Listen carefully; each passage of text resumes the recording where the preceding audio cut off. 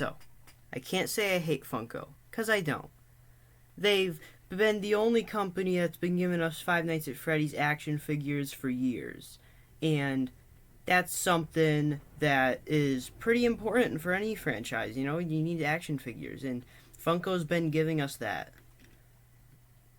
That being said, they haven't been giving us very good action figures. Don't get me wrong, okay? Some of them are pretty good, but the way they're constructed with the joints and the fact that their paint jobs are really inconsistent, and they're just not the best. They're not the best figures out there, really. And they also break quite a bit, and they have just weird, questionable packaging sometimes, and they have very weird design choices, wrong and very off sculpts. And alright, Funko doesn't make very good figures, but I don't think their figures are awful, because I don't think they work by themselves. But if you have multiple Funko figures, they look great when you have a bunch of them on a shelf together. They look great. But besides that, the figures, they don't really offer much. Like the posability, standard, nothing really. They're just basic figures. But I've noticed something very interesting. So, most Master Toy partners are able to keep the license to the Master Toy thing for usually around 6 years. 5 to 6 years.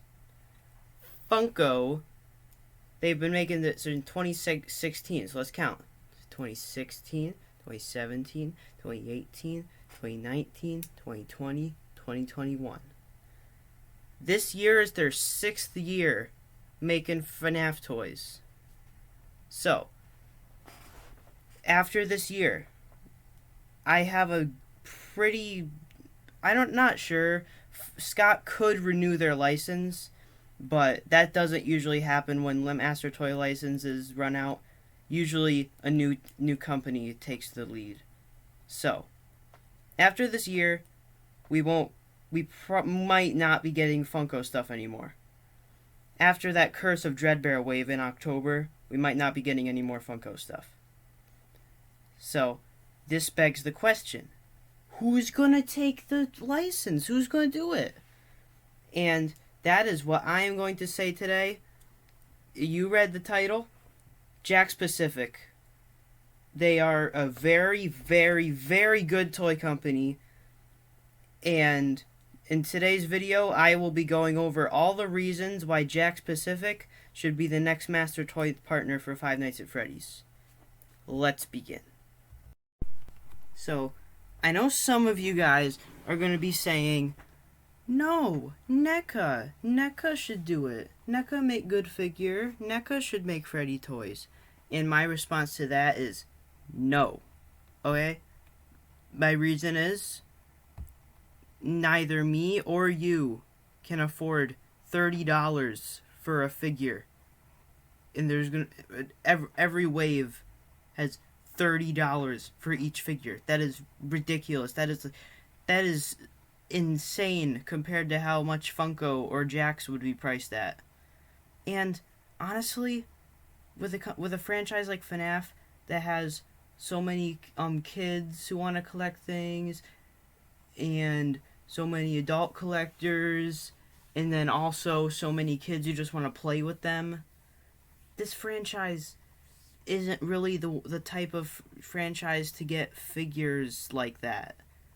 Maybe those could exist, but not as the only FNaF figures on the market. That wouldn't go very well. They shouldn't be the only figures in the market. They could exist, but not as the only ones. And in this video, I'm not just gonna be like some people. Yeah, I'm not just gonna be like some people, and I'm not gonna just kinda put down some SFM models, and then I'm gonna say, wow, this looks good. This is exactly what Neca's figure would look like, no doubt. It's going to look exactly like this model I downloaded. And then get 3,000 people to sign a petition. I'm not going to do that, you know? What I'm going to do is I'm going to go over how Jakks makes their figures. And then I'm going to show some concepts that I made for them. And I'm just going to try to prove my point that Jakks Pacific is the perfect master toy partner for FNaF. Now, with that being said, let's get into the big thing that you want to see, the concepts, because this is, I know a lot about Jakks Pacific. I have pretty much their entire Mario and Sonic toy lines. I know how they make figures, and what I'm about to show you is a pretty accurate representation of how they would handle a FNaF line.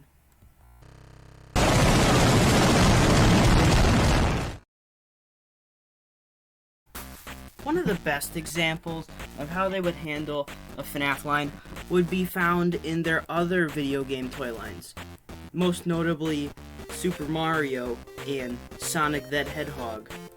So, these two toy lines, we're just gonna be grouping them together to show how they would make a FNaF line, because these two Mario and Sonic toy lines are very similar to each other.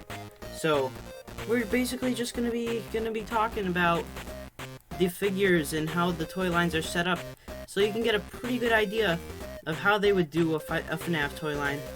Then we're gonna move on to my concepts. So, Funko's figures have a lot of issues, but I'm not going to go over all of them for every figure. If you want to see a video where I go over the issues of every Funko figure, then sure, I'll do it. Just tell me in the comments if you would like to see that. But for now, we're just going to talk about what Jakks would do instead. So, Jakks makes their toy lines for Mario and Sonic. They make them in 2 scales, and the reason why I think they'd be perfect for FNaF is because they use official in-game models directly and turn them into figures. Like, for their Mario figures, I'm pretty sure they use Mario's model from 3D World, and you can see it right now. It looks great. And they also make them in 2 scales. 4 inches and 2.5 inches, which might seem weird at first, but later on you will completely understand if you're unfamiliar with the toy line. But as you can see, they did and this isn't even just the product images. The actual figures look just as good. The paint jobs are always like perfect on these Jakks figures, and they're also super durable. Like, I've had some of my Mario figures, like, for, like, over, like, 4 or 5 years, and there's, like, the biggest paint scratch I have on any of my Jakks figures is a little scratch on the M on Mario's hat, on one of my Marios. That's it. That's the only damage to any of them. And there's, like, a lot of Marios, too. And that's another thing I'm gonna touch on later, that a lot of characters, but that's basically the gist of it. Good paint jobs, amazing sculpts, durable, perfect for displaying, good articulation. They're just and the things of those that Funko doesn't have is Funko doesn't have good sculpts. Some of Funko's sculpts are good. I'll give them credit for that. They have some pretty good figures. But Funko doesn't have good sculpts, mostly. Funko has good paint jobs, so that's something that Jakks has. But Funko also doesn't have good articulation. Their joints break all the time, but I've never even seen a broken Jakks figure. And it's just, Jakks just makes really good figures, and they're very durable, and they're very nice looking. And they're perfect for displaying in, like, big amounts. When you have a crap ton of them, they're great for displaying like that. And let's talk about their Sonic figures. they came up with, like, this is an example of how they're smart when they design figures. Like, for their Sonic figures, instead of making them just, like, fully articulated, they made a compromise that worked out for the better. They didn't do elbow joints. They just made the elbow at an angle so that it could still look natural, but it also doesn't have that, it doesn't have the joint there, so it doesn't obstruct the mold. So, that's another thing. They're very smart when they design figures. Like, they make a lot of compromises like that work out and make the figure look 10 times better. They just do a very good job with all their stuff. And the reason why they make 4 inches and 2.5 inches, because they make playsets for the 2.5-inch figures that can be compatible with the 4-inch figures if you don't really mind the scale being a little too big on the 4-inch figures. So basically, they make little playsets that you can display your figures on. Now, wouldn't you love to have, like, people have been people have been asking Funko for years. Make a show stage, make a party room, make something to display the figures on, make an office, but they just haven't done it. But Jakks Pacific, they love making playsets / display dioramas. They call them dioramas. They loved making little dioramas to look like the places from the games. So they would do that if they had the FNaF license. So you'd actually have a place to put your FNaF figures. So you don't have to just kind of lay them out on a shelf with some Funko Pop boxes or something and hope that it looks good. No, you'd actually have locations from the games that you'd be able to put your figures on, which is what I love about Jakks Pacific. They really just seem to care about the people who want to play with the stuff and the people who want to display the stuff. They're the best of both worlds, because if you want to play with them, their stuff is really durable and it has good articulation, and all the playsets have at least some kind of play feature. And if you like to display them, then they're good for displaying. They look nice. They have good sculpts. You can pose them, and they have playsets that you can put them on, so they look nicer. So, best of both worlds. Jakks Pacific, great company, makes very good things. Now, let's move on to the part that you're all been waiting for, the concepts, because I know that's really what you clicked on this video for.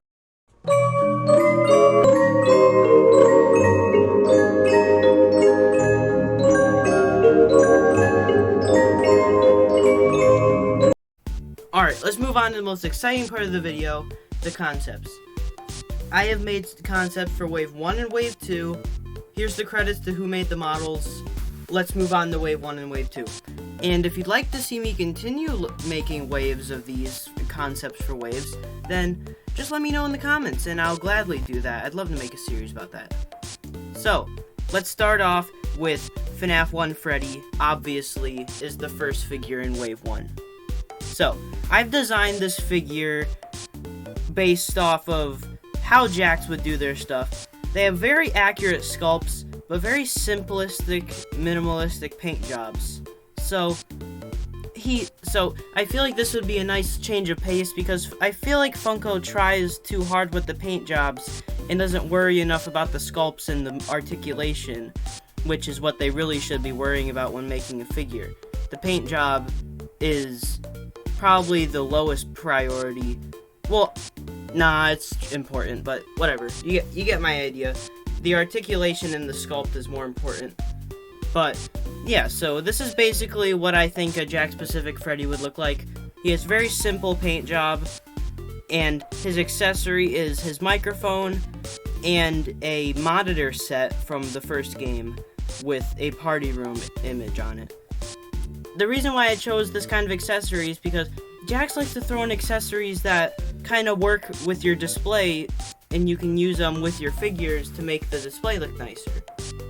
So, I really like that idea, so I decided these figures should come with accessories that'll add to the scenery, or at least some of them will. So, here's Freddy.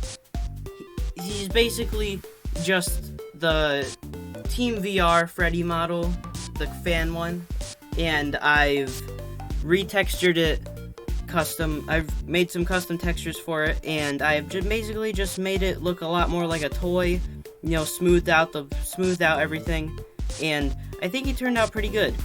So yeah, I don't really have much else to say. This is basically what you should expect from a Jakks Pacific Freddy, because this is how they pretty much make their figures. Very simple paint jobs, very, very good sculpts, and good articulation. He would articulate on his shoulders, his hands, his elbows, his neck, his jaw, maybe jaw articulation. I think that's something that Jakks Pacific would do, because with their dry bones figure, they actually made his jaw articulated. So I was thinking maybe they could have some jaw articulation if they made FNaF figures. And then he also swivels at the waist. He's got his legs move, his knees move, and his feet swivel. And that's pretty much the perfect articulation for a Freddy, because if you think about it, these characters are basically just big action figures. They're animatronics. They're basically just giant toys, giant action figures with motorized. So I think that it shouldn't really be that hard to make all the joints that should be moving on these characters move, because they're basically action figures. So let's move on to the second figure, Bonnie. So if you look at Bonnie, I didn't really try as hard with the textures because I couldn't really figure out Bonnie's purple, and Team VR's texture was already the right purple, so I just decided, screw it, I'm just gonna leave on the same texture. But don't expect the color, if they actually did make the FNaF license, which they would never, or they might, I don't know. But if they did, don't expect it to look this close to the original. I just kind of got lazy. So as you can see, good colors, still simple. I've muted the gray and made it less textured and made the bow tie kind of more matte. Basically, all I'm doing with these figures is making the textures more matte. And then I've made his eyes also a lot more simplistic. And then I've also given him his guitar as his accessory. No smaller accessory, because, you know, he's already got a big guitar, and I feel like that's enough. But basically, same articulation as Freddy. Nothing really else to say. Let's move on. Here's Chica. This one actually turned out very close to the FNaF VR Chica model, but I did make these textures. I textured it to look more like a matte toy, and I think this one turned out pretty good as well. Same articulation as Freddy. She comes with the cupcake. I didn't even bother with the cupcake, but, you know, I'm basically just going off of how Jakks sculpts their figures and paints them. So, pretty simple. Chica already doesn't have very many, she's already, the most matte-looking, basic character from the first game. She's really not as textured as the other ones. So, this one, yeah, I don't know. Here's Foxy. Again, this figure, I feel like they could actually pull it off, making him hollow. So, I feel like with how Jakks makes their figures, they could figure out a pretty good way to get that endoskeleton inside of his torso to work how it does in the game. Maybe, there could be a rod there could be, a system inside of him that attaches all the little pieces of the endoskeleton to the outer part, and then the joints just go all fluidly. So, kind of a ambitious figure, but I feel like they like to be very experimental. Like when they started their Sonic toy line, they started with bendy figures to make the joints look very fluid, and it worked out. But then everybody just basically screamed at them until they made articulated figures. Then they did make articulated figures. And you know what? I don't think they were better. They're probably just as good. At least the paint jobs were a lot better on the articulated ones, but whatever. So, Jakks likes to be very experimental, so I feel like if they made a Foxy, they'd at least make an attempt to make his torso sort of hollow. And his little accessory would be a out of order sign. And then the final figure in Wave 1 would be Golden Freddy. He'd basically just be Freddy. Nothing really changed, just make him yellow. And also a different face sculpt. I've made his eyes hollow, and his mouth is open, and his microphone is completely black. And his accessory is a desk fan from FNaF 1. Alright, let's move on to Wave 2. Here we got Toy Freddy. Yes, that Freddy plush model for the accessory is the same one that's doing the default dance in that one meme. But yeah, here's Toy Freddy. I've actually been a little more realistic with this one. I removed the darker color in between the joints because, I don't know, I just feel like that's a thingy that a company would forget. But besides that, you gotta remember, the toy animatronics, they're literally they're called the toy animatronics. They're made of plastic. They're basically, they're begging to be made into action figures. So, all of his joints would be ball joints, because he literally has ball joints. He's a toy. There's a reason they're called the toy characters. They have ball joints like action figures. So, yeah, this character I feel like would translate really well into like a standard action figure like this. Now let's move on to Toy Bonnie. Basically same situation as Toy Freddy. All of his joints are ball joints. He looks basically exactly like he would in the game, because that's how because they're just made of plastic. There's not really much being changed. And they also very simple designs. I feel like maybe his eyelashes would have to be, like, compromised, maybe shortened, maybe flattened, something like that. Like, maybe put them closer into his eyelids or something. Just make them less popped out, because if they actually made his eyelids like that, they would definitely be really easy to pop off. So, that's pretty much the only thing, though. Like, the toy characters would make perfect action figures. Now let's move on to Toy Chica. Her accessory is the toy cupcake, and then I've also decided to include the night mode head, because I don't know, I just feel like that'd be a really cool accessory, and I feel like Jakks would be the type to do that. So, again, ball joints on every joint, because it's literally what the character design has. And again, toy animatronics always gonna be if they ever made figures of them, they'd look very close to how they look in the game, because they are just plastic giant toys. That's what the toy characters are. And then let's move on to the final character in Wave 2, Springtrap. This one was very hard for me to make, just because I blacked out all of the inside of him, because I don't think they would make him hollow like they would with Foxy. I think that what they would do is they'd make his joints look like the little meat spaghetti that William has, and basically just a lot of withering. Very nice looking Springtrap, but still, he's still very flat on the joints, and like the inside of him is not hollow at all.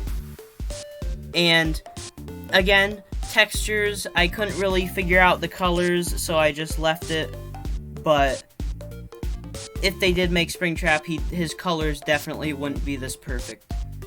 But in his accessory is a Freddy mask, because I couldn't come up with anything else, and the toy animatronics are also in the wave, so whatever, throw in a Freddy mask, is the one from FNaF AR. And yeah, it's basically Springtrap. This concept definitely is the most inaccurate compared to what the actual figure would look like, but I feel like with how Jakks does it, they would be able to cram in a pretty good amount of detail into this figure, and just make him look really good. although he wouldn't be hollow like a lot of people would want him to be. And the final figure in Wave 2, this is pretty much just to enforce how Jakks makes their lines.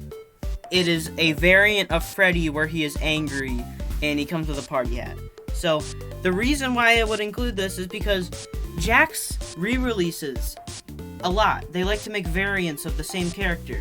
And the reason they do this is they release multiple waves a year. Like, how Jakks makes their stuff, they'll, on average, make at least, like, 3 waves every single year. Which is insane for any toy company. But Jakks, they work really fast, and I feel like they just get their sculpts out really quick because they use them from in-game models. That's what they use as a base. So, this Freddy figure is basically just an extra thing that they decide to throw in. He uses the mold from Golden Freddy. So, I feel like if they're releasing 3 waves a year, you gotta understand they wouldn't be able to just push out they wouldn't be able to push out new characters for all 5 figures every wave. They'd have to make some compromises. So each wave would have some re-releases, some variants, that kind of stuff. So yeah. Remember, comment down below if you would like to see more concepts for waves of Jakks Pacific. Comment down video ideas, whatever you think I should make a video on. And yeah, thanks for watching. And if you do really like this idea of Jakks Pacific and you like the stuff that they make and you think they should make FNaF stuff, I have actually made a petition to make them the new master toy partner for FNaF. So if you're interested, sign this petition, and yes.